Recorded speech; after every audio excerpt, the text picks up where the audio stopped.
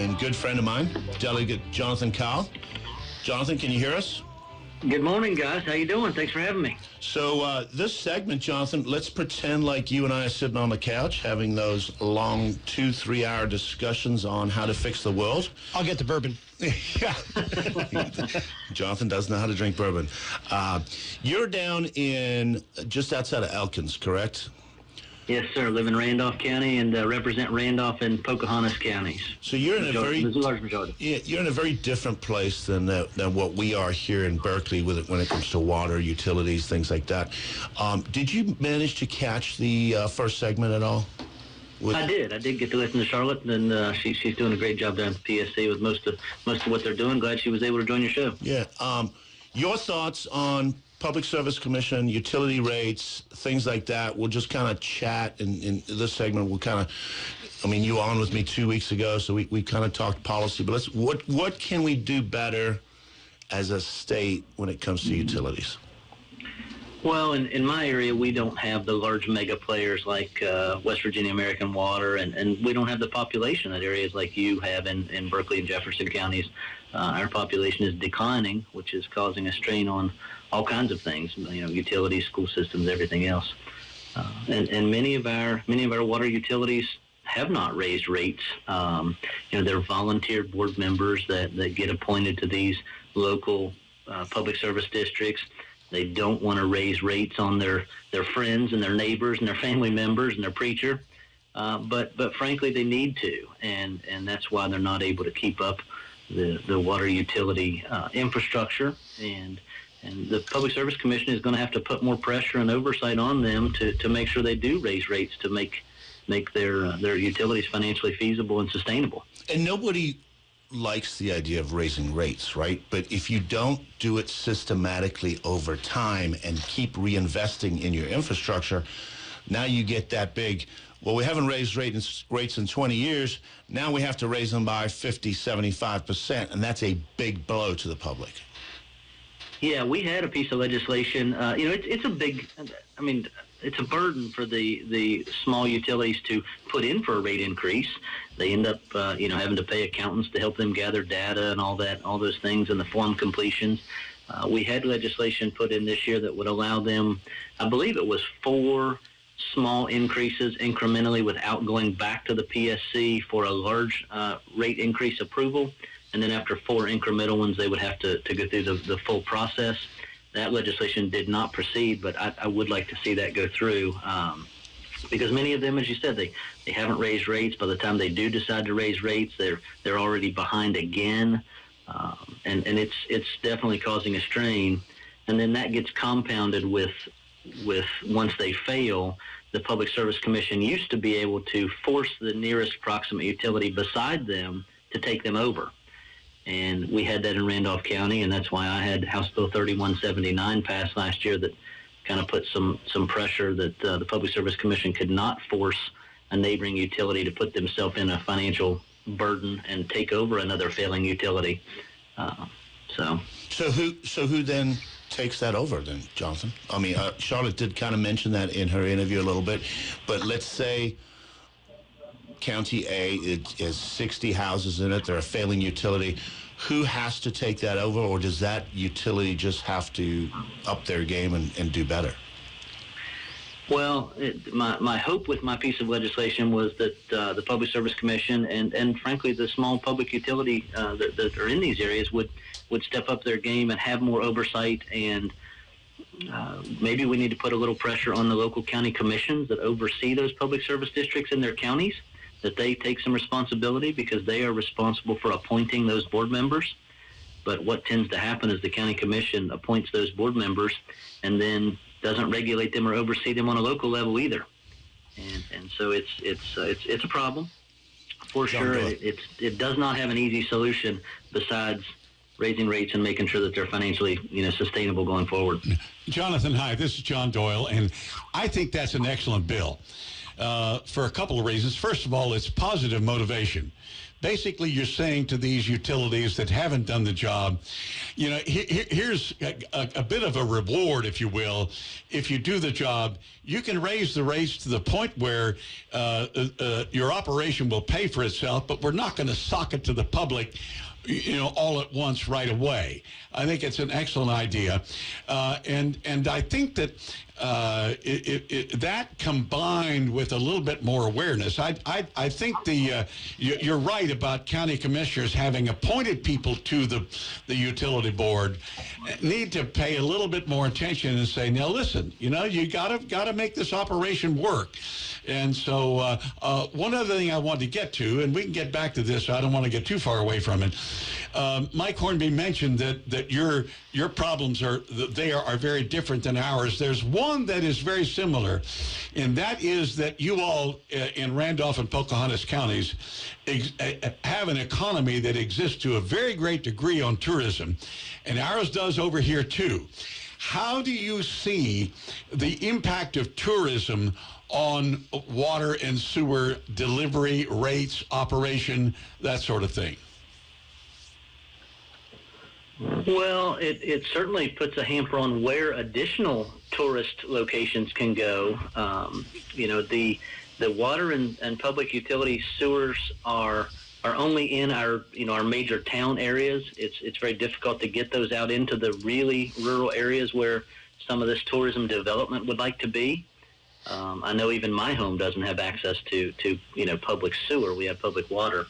So if we want additional cabins and maybe hotels and things to pop up that are not right in our just urban, what I would call a town, certainly not a city compared to where you are, but we're going to have to extend these lines, which comes with great cost and great infrastructure expense, to even more rural areas than we currently do.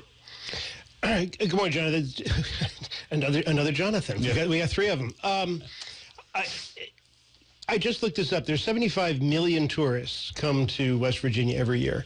So for the 1.7 million residents get to see 75 million tourists. And the legislature won't say yes to the option for counties to have the ability to charge a 1% amusement tax, or whatever it was that's called. You won't sales tax. Well, sales tax or amusement. Or you call amusement it what tax. you want. It's a 1% sales tax. Yeah. So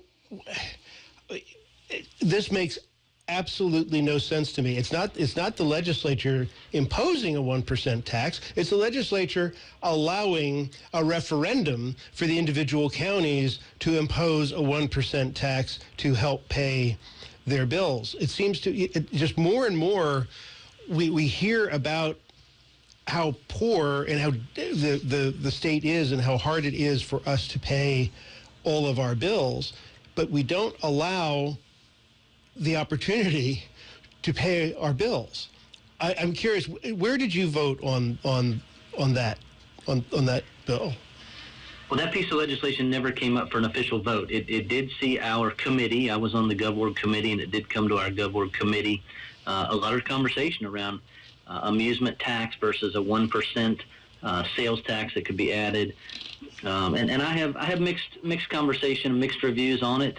We have seen sales tax implemented a couple different ways in my region. So with the Home Rule League, the town of Elkins was able to implement their 1% sales tax. Pocahontas County at Snowshoe, I don't know all the legalities behind it, but they have a 2% resort fee for everything within their resort district, which certainly has helped their fire, EMS, safety protections and all the infrastructure at the Snowshoe Ski Resort. Well, what slice of law allows that? That sounds like a great idea. Oh, it does. A statute the legislature passed a few years ago permits that. Can Greenbrier have one? And can Hilltop, when that opens, have one? And the Greenbrier could, yes. Yeah, they could. They could, but a county cannot, I believe, implement the tax 1% county-wide. I can see the positives, but I can also see the negative in that we're going to continue to feed a machine with more money, and more money doesn't always fix a problem. It's extremely expensive to keep these EMS, ambulances going, fire trucks going. I get all that, but some of those costs, when I talk to the firefighters and the chiefs of these industries, have have just ballooned that we need to pull back some of the, I don't want to say pull back some of the regulation, but I was having a conversation with the fire chief a few weeks ago, and he was telling me that, every one of their fire suits and helmets, I believe every 8 years has to be replaced. It has an expiration date. So if they buy a couple extra helmets, they're sitting on the shelf, they don't get used maybe once in 8 years to go to a parade or a car accident, they have to throw that helmet away and replace it at about $500. Some of the regulation that we've put nationally on some of these institutions has gotten way out of hand and is causing them exorbitant fees.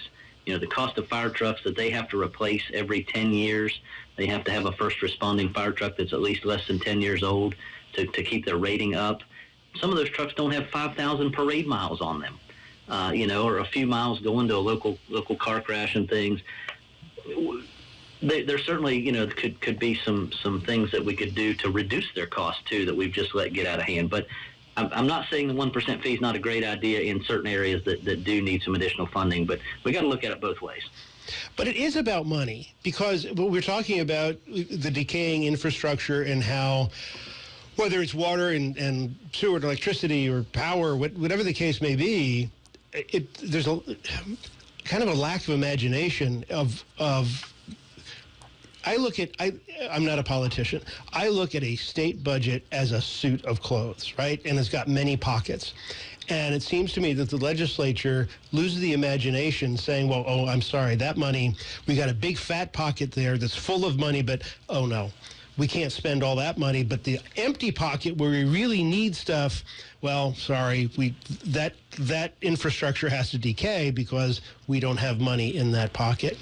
It seems to me that this is a solvable problem if there's just more imagination. It doesn't necessarily mean more taxes. It doesn't necessarily.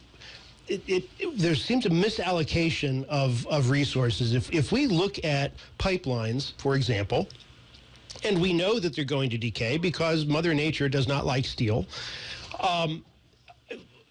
This is something that should never be a surprise.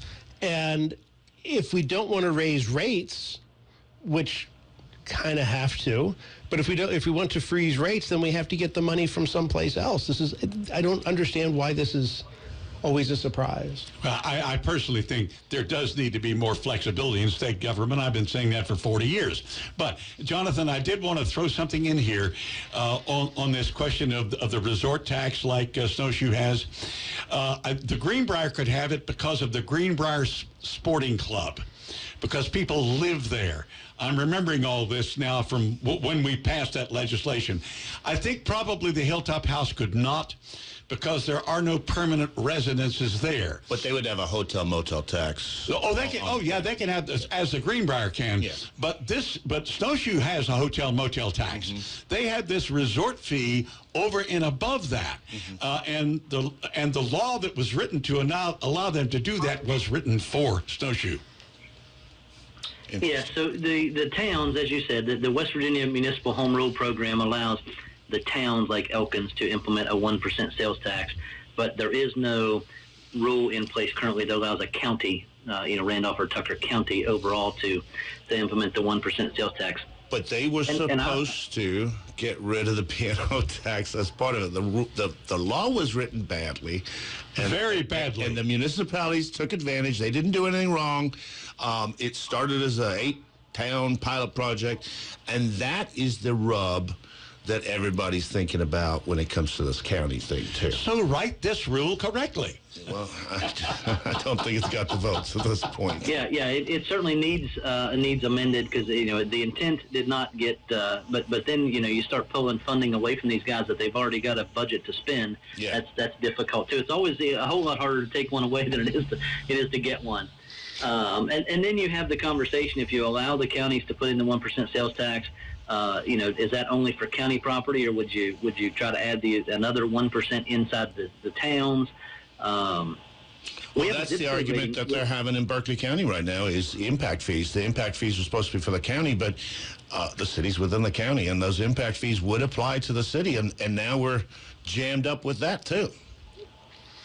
I think, Jonathan, Jonathan Kyle, you are correct in that. That's an important question.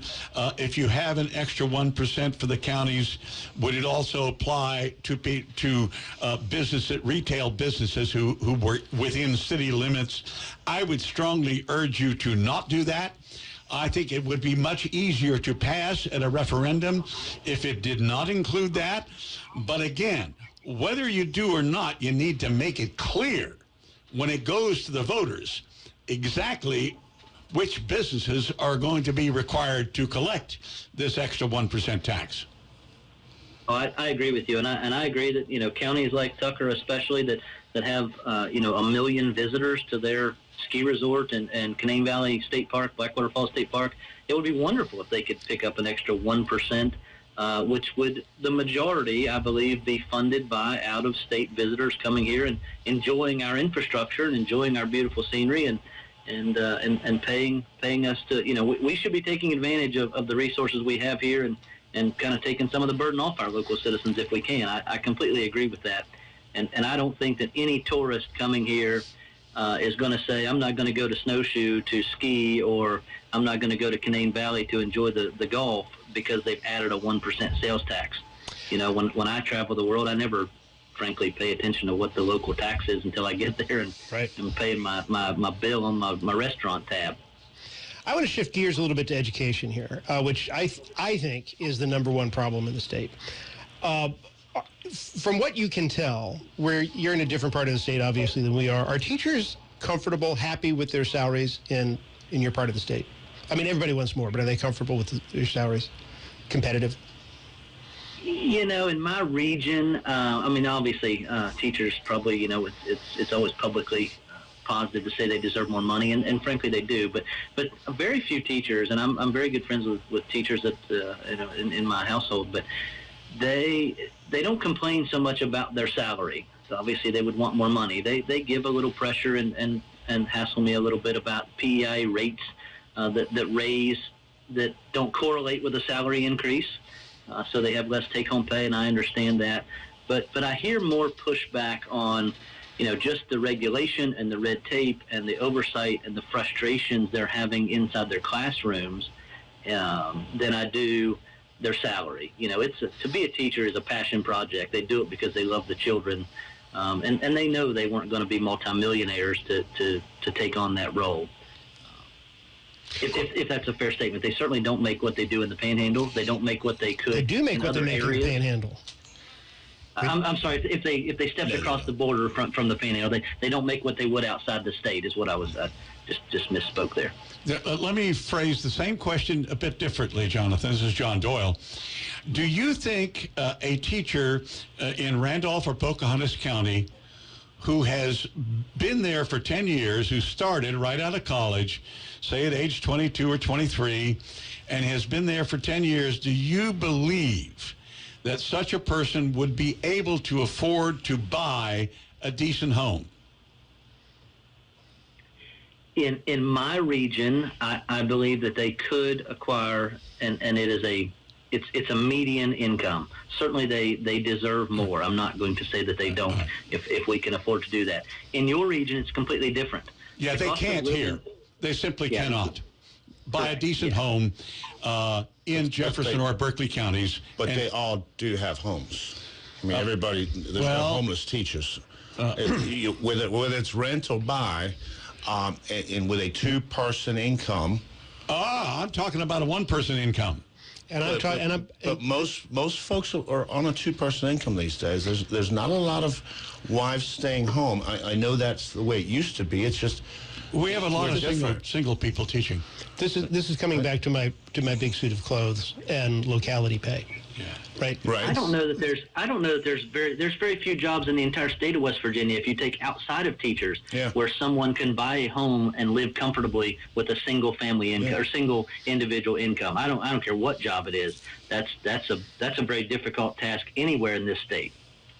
Well, I do know that here, after about 5 years, very many teachers either decide to leave teaching and go someplace else that pays more, or take a job out of state in nearby Maryland or Virginia where they can make enough money to afford to buy a decent home here. That will never change, John. No, if we paid teachers $100,000, and I'm all for it. I voted for the teacher raise many, many times since I've been down there. No matter what we pay here, Loudoun County will always pay more. No matter what, a new teacher will use Berkeley County as a stepping stone if they want to make more money. No, I disagree. They've been doing that for 50 years. Mike, I think you're dead wrong, and here's why. Nope. We don't need to pay as much as Loudoun County or even Washington County. We need to get close enough that they will forego the additional time and distance in order to teach. That's and how do we get there? Oh, locality pay. Locality pay, we don't have the votes for. So how do we pay for it? Well, Mr. Delegate, yeah, he's got to get the votes. That's the thing. And we have another delegate on the phone all the here. time. I hear this all the time from the Facebook guy. Why don't you just convince the people from the South? It's not that easy. I understand it's not that easy. And I'm not suggesting we don't have the votes. But locality pay just moves the border. Yeah. So you move the border to a couple counties closer to Randolph County that are getting higher salaries, and then the Randolph County teachers want to jump the border over to the next county over where they're getting higher salaries. Jonathan, locality pay, in my opinion, just moves the border. No, it doesn't. If you do it right. Because, again, you don't have to be equal to the one next door. You just have to be close enough to it so that people will forego the extra time and distance. But somebody in Morgan County will drive to Berkeley County. Somebody in Hampshire County will drive to Morgan County. No, they won't. Not if you're close enough. If you move, well, then your argument for Loudoun County is wrong. If you pay more in a bordering county, people will go where the money is. That is human nature, correct? Only if it's over and above the time and expense of making the extra 30 miles or whatever it is. There's a convenience fee, and I think John is right. Oh my God, I'm agreeing with John. Mark the date. There's a convenience fee here. So there's an absolute. The bottom line, I think the starting salary here is like 48, something like that. We've got 2 minutes, just so you know. Okay. Which is $25,000 below what the starting salary is across the board. And when you're starting out, that's a huge sum. So if the 48 could become 53, I don't know what the balancing is. There are true benefits of living in West Virginia. Part of it is just a simpler lifestyle and not having to drive all that distance. I mean, there's some real benefits of staying here.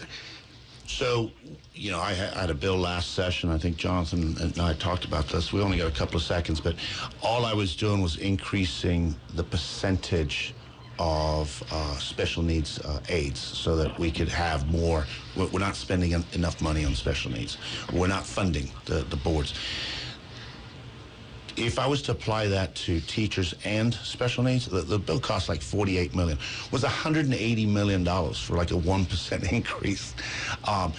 Every time we do a pay raise is $400 million. I think, John, is the 5%. I don't think 180 more, like whatever that million. I think it's 180 million.